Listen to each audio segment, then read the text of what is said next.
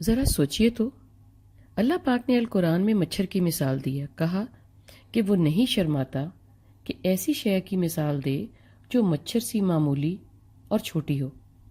کیا یہاں اللہ معلوم پڑتا ہے کہ اس کو حقیر کہہ رہے؟ انسان تو اس کو حقیر جانتا ہی ہے اور کسی خاطر میں نہیں لاتا، بلکہ اسے تنگ ہی رہتا ہے کہ کاٹ گیا، پانی یا دودھ میں گر گیا اور بہت کچھ۔ اللہ خود ہی فرماتا ہے کہ اس نے کوئی شے بے مقصد نہیں تخلیق کی، جو بے مقصد نہیں ہے وہ حقیر بھی نہیں ہے یقیناً۔ ابھی میں ناشتہ کر رہا تھا، رات بارش ہوئی، سب بہت مزے کی دل خوش ہوا چل رہی ہے، کھڑکی کے پاس بیٹھ کر بڑا مزہ آ رہا ہے، خبریں دیکھ رہا تھا اور کافی کا مزہ لے رہا تھا، دل ہی دل میں اللہ کی قدرت کی تعریف بھی کر رہا تھا کہ کیا دلکش موسم سے مجھے نوازا ہے اور مجھ کو صحت اور ہمت سے بھی اس ہی کا کرم ہے۔ میز پہ پڑی پلیٹ میں سے توست کا ٹکڑا اٹھانے کے لیے جو ہاتھ بڑھایا تو میز کے کونے پہ اچانک ایک موٹا بھاری بھرکم مچھر صاحب اڑتے اڑتے آ کر بیٹھ گیا۔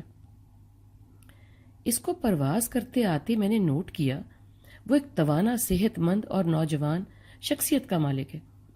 اس کی پرواز سے یقیناً لگا کہ وہ کوئی وڈیرا یا لیڈر ہوگا۔ میں ایسے حیرت زدہ ہوا اور خوف زدہ بھی، جیسے کوئی بچہ چوری کر رہا ہو اور مالک سامنے آ کھڑا ہو۔ مجھے محسوس ہوا کہ ایک شخصیت کوٹ پینٹ پہنے، سر پر ہیٹ، ہاتھ میں چھتری اور منہ پہ پائپ لیے آ کھڑا ہوا، بلکہ آ دھمکا ہو، جانے کیا کیا سوال جواب اٹھائے بٹھائے گا۔ میں پہلے تو محو حیرت رہا، پھر اسے مارنے کو آہستہ سے آگے بڑھا تو وہ عام مچھروں کی طرح گھبرایا نہیں، نہ ہی اس نے اڑان بھری، بڑی شان سے، اطمینان سے خرامہ خرامہ ایک طرف کو اڑا، یا ہوا کے دوش پر چلنے لگا معلوم نہیں ہو سکا۔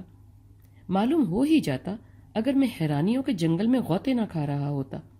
سوال یہ ہے، اللہ نے ایک تو خود کی زبان میں مچھر کی مثال دی، کیا مثال سے ہم کو یہ بتانا تھا کہ اس کی ایک تخلیق کسی کام کی نہیں، یا یہ بتانا تھا یہ چھوٹی سی چیز بھی ایسی ہے جس کے بغیر اس کائنات کا حسن مکمل نہیں؟